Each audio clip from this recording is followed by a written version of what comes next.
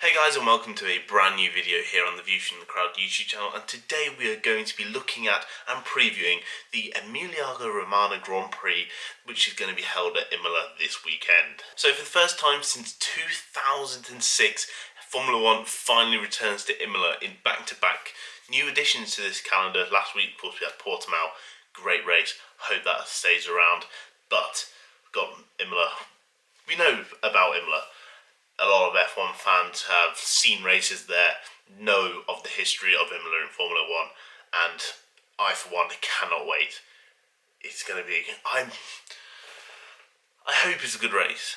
I know Imola is not going to be a track that we're probably going to return to anytime soon, with Monza being the sort of the main track in Italy, but hopefully we'll see another great Italian, well, kind of Italian Grand Prix, along with how good Mugello was only a couple of months ago. But before we get into previewing this Grand Prix, of course, there is some F1 news to talk about. Firstly, Pierre Gasly has signed for AlphaTauri for next season, which is it's made this whole thing about Red Bull and what they're going to do with their drivers so much more just sort of unknown. Some people wanted to see him back in the Red Bull seat. I thought that was going to be very unlikely he'd ever get his Red Bull seat back. And I think sitting with AlphaTauri next season is not the worst idea in the world. They've got a good car, they've got a good package, so I don't think Pierre Gasly is, doing too much wrong by staying with AlphaTauri. It's just what he does beyond 2021 is what concerns me. It also begged the question of what's going to happen with Alex Albon. He had another pretty dire race in Portugal, and, well, it definitely left a lot to be desired. But, yeah, it's going to be interesting to see what they can do. What Red Bull will do, because, there's still a seat up for grabs at Red Bull, and there's still a seat up for grabs in Toro Rosso, AlphaTauri. So, I guess the only time will tell what Helmut Marko will decide to do with those two remaining seats. And then something else that broke in Formula 1 today, as I'm recording this on Thursday, that Alfa Romeo have decided to stick around again for next season, partnering with the Sauber team, which is nice. It's nice to know that Sauber still have the backing of Alfa Romeo, considering they aren't having the greatest season at the moment. But it would be great to keep the Alfa Romeo name in Formula 1 for at least another year. Finally, we move on to the Emiliano Romagna Grand Prix preview, and as you probably know, she's looking for the calendars and just wondering, when's free practice on? Well, free practice is on Saturday. This is a first ever, well, if it wasn't for the Nürburgring's rain, it would have been the first 2-day sort of race weekend that we've seen in Formula 1 for quite some time now. So, of course, the long-term plan for Formula 1 is to move it to a 2-day sort of weekend rather than the 3-day sort of format that we have at the moment. So, this weekend there'll be no Friday practice whatsoever, and there'll be only one single practice session on the Saturday morning before qualifying. It'll be more important than ever for teams to get their cars out on track as soon as possible on Saturday morning and pray that the conditions aren't too bad. So far from the weather, it shouldn't be too bad, so cars should get plenty of running on the Saturday morning ahead of the afternoon's qualifying session. But now let's actually get into the teams, and as always we start with Mercedes, who are most likely going to wrap up the Constructor Championship this weekend. They got their 1-2 in Portimao, which, they could have won it there with the result that they got if Max Verstappen didn't finish within the points. But I think that was a little bit too much to ask. So this weekend, another 1-2 for Mercedes would definitely, most likely see them get and clinch the 7th Constructors' Championship since they came back to Formula 1 in 2010. And that is quite a remarkable achievement. 7 back-to-back titles. Yeah, absolutely brilliant. And they've been an absolute class of their own this season, so is fully deserved. And the fact that they're wrapping it up so early yet again just shows the dominance of Mercedes in Formula 1 at the moment. Just got to that someone can challenge them next season. I think that's the only thing that we're all really hoping for. But as for this race, it's looking like this track with its mix of high-speed corners with a few odd sort of chicanes here and there, it looks like it could be yet another Mercedes dominating race. It's a shame, but the Mercedes is too good, isn't it? And Lewis Hamilton will probably like to continue his run of sort of wins that he's on at the moment. He's doing an absolutely amazing job of absolutely sweeping Valtteri Bottas under the carpet, and I assume that is what he's going to continue doing this weekend at Imola. Now on to Red Bull. Max Verstappen probably going to finish somewhere in the podium as always. You know, he's just driving the hell out of that Red Bull at the moment and just keeping it on the podium. However, the pressure is on Alex Albon now. Now that Pierre Gasly has signed his contract with AlphaTauri, it's more important than ever for Alex Albon to really step up his game and show that he is the driver that Red Bull need in that second seat, because otherwise he's going to find himself without any seat for next season. And I think that could be a huge waste of talent, I think, if he gets completely cast aside. It's looking like Yuki Tsunoda is probably going to take that second seat out for AlphaTauri, and then it's really going to be a toss-up between Albon, Perez and Hulkenberg for that second seat at Red Bull. So, yeah, Albon really needs to show what he's capable of. He needs to be up there. He needs to get fourth in qualifying. He needs to be only a few tenths off Max, and then in the race he needs to make sure he stays on the same lap and not get lapped like he did in Portimao. Now on to Racing Point, and they had a dire, I think it's fair to say, a pretty dire weekend. Well, particularly a race for both their drivers. Perez being taken up by Verstappen on the first lap, and then Stroll getting in a stupid incident with Lando Norris by he completely cut him off at turn 1 and ruined his own race and Lando's race. Yeah, it was silly from Stroll, but in Perez's sort of defence, he did a brilliant job to get that car back into the points and had an epic battle with Pierre Gasly.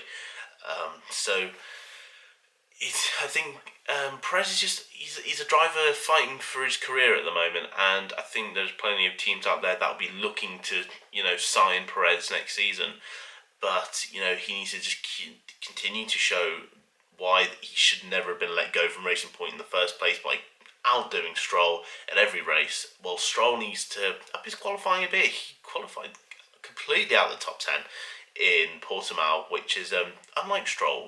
He's been quite consistent with his qualifying over the last couple of seasons. It was a worrying factor for him when he was at Williams, but recently he's been able to extract as much out of that car as possible in qualifying. But we didn't see that in Portimao, and then in the race he just got in silly incidents and just made things worse for himself. So he'll definitely be looking to fight back as hard as possible and get as many points as possible to keep this Racing Point team third in the Constructors' Championship. Now on to McLaren. I did say that we're going to have a pretty poor weekend in Portimao, and lo and behold, Carlos Sainz was in first place for 6 laps, so what do I know? But they did start to fall back, and the issues that they were having did start to creep back on them. Lando Norris, of course, after his incident, finished outside the points, and then Carlos Sainz was pretty low down in the midfield. Of course, McLaren are still in this turning point with their aero philosophy of their car. They're definitely looking already, the bits that they're trying to upgrade on their car are definitely already looking forward to next season and making sure that their car is as good as possible with that Mercedes engine. And I think that's why they're plateauing a bit. I'm not sure they're completely comfortable with their car still. I think they've still got issues that they've got to resolve before they can really take the fight to Racing Point. However, Carlos Sainz and Lando Norris are both consistently getting points. Lando's, of course, has been unlucky in the last 2 races. He retired after being in an absolutely brilliant position in the Eiffel Grand Prix, and then, of course, he got taken out by Stroll in the last Grand Prix. So Lando will well, he'll be hoping for a good, clean race where he gets a solid amount of points. And Carlos Sainz, he's on an absolute charge at the moment.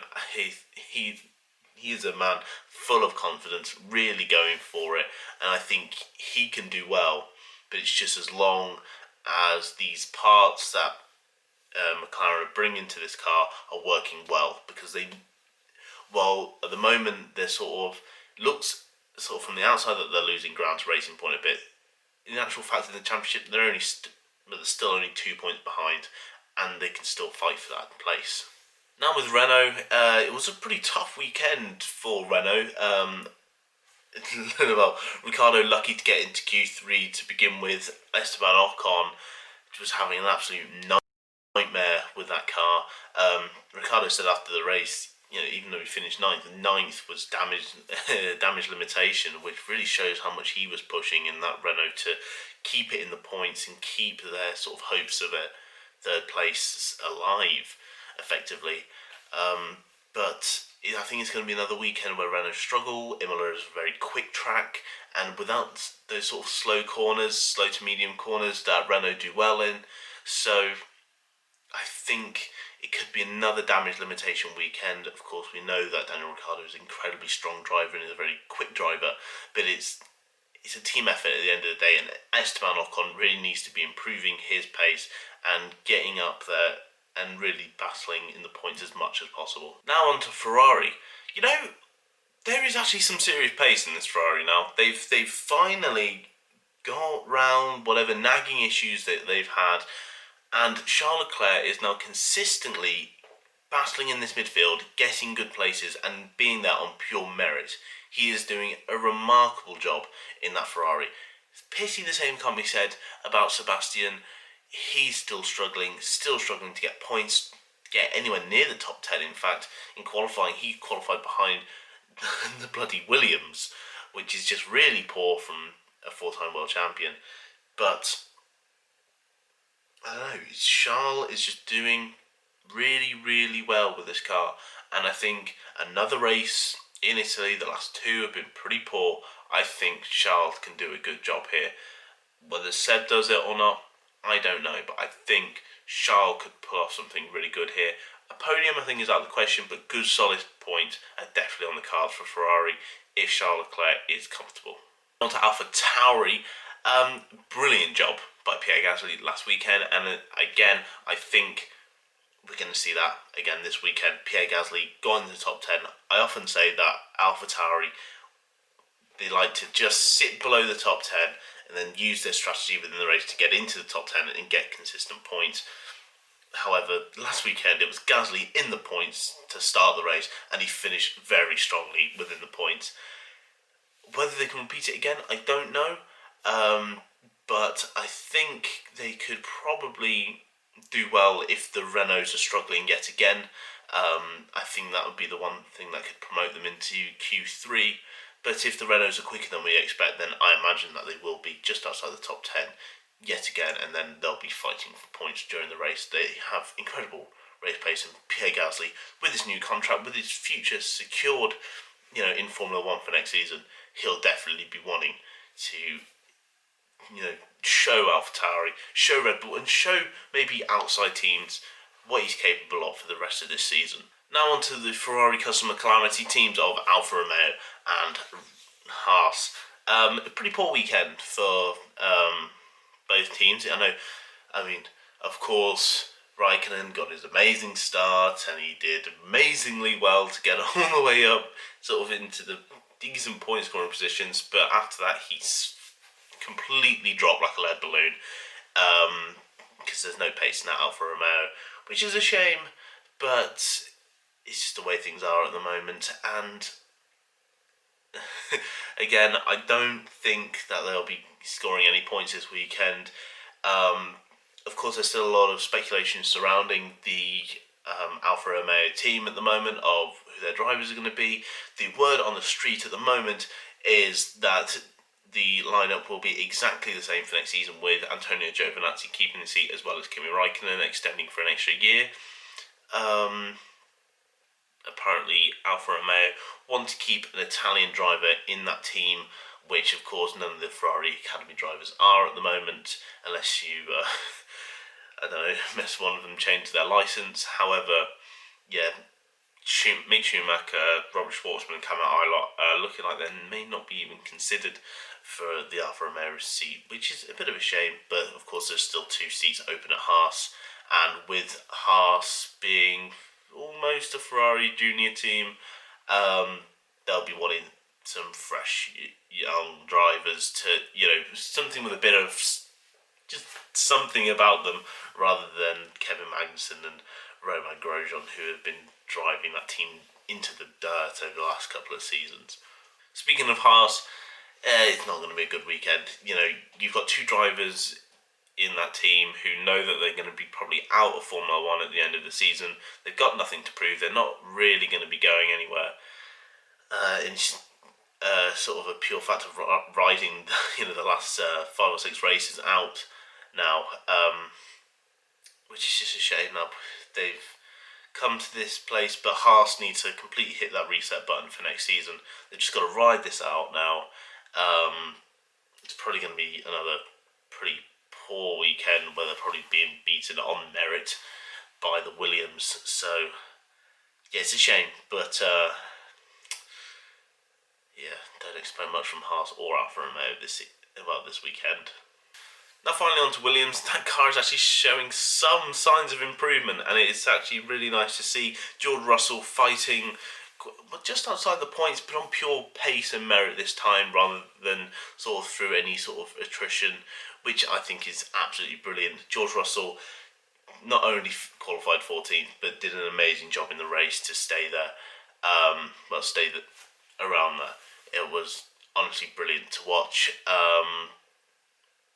It's a tough time for George Russell at the moment. Of course, there is speculation that he might be losing his seat to Sergio Perez, and yeah, it's a shame that he's been having to be even put in this position, but he is a remarkable driver, and I think we're all seeing just how good George Russell is at the moment, and I think he could probably get another Q2 appearance this weekend. I don't think that Williams is going to be as slow as we've been getting used to. That there does seem to be some genuine pace in that Williams car now, and it is improving and it is getting there. Of course, I don't think it's points worthy just yet, but it is finally, I would say, race pace, sort of on par with the Alfa Romeo and the Haas at least now. We've said before, I've certainly said before, that this Williams car, qualifying wise, is much faster than the Alfa Romeo and the Haas, but now it's finally translating into race pace. So there it is. That is my preview for the Emilia-Romagna Grand Prix. I've actually already done a preview as a part of the Grid Talk podcast. I was actually graciously the host for this week's preview, so if you haven't already, make sure to check that out. Like last week, I'll leave the link to that in the description below, so make sure to check out our predictions, who we thought was going to be on the podium, who we thought was going to win the race, and of course any sort of bold predictions that we had about this weekend. So guys, that's all from me. If you are new here, make sure to subscribe, and if you did like this video, make sure to leave a like. If you haven't followed my blog already, the link for that is down in the description. The way that this works is the previews come out here, and then the race reviews will come out on my blog, so make sure to follow that to get notified as soon as that post comes out. So guys, that's all from me. Thank you so much for watching. My name's been Louis Edwards. Thank you and goodbye.